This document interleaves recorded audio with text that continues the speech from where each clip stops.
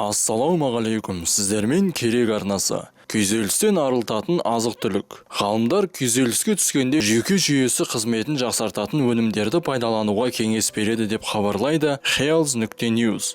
Басылымның мәліметінше, жұмыстағы қиындықтар мен жеке өмірдегі проблемалар күйзеліске әкеледі де түрлі аурулар пайда болады. Ағзадағы кортизол гормоны, яғни күйзеліс гормоны салдарынан қан қысымы жоғарылап, адам семіздікке немесе диабетке шалдығуы мүмкін.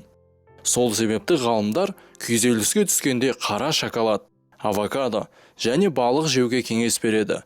Сарапшылардың сөзіне сенсек, бұл өнімдер адреналин мен кортизол гормондарының қызметін реттейді.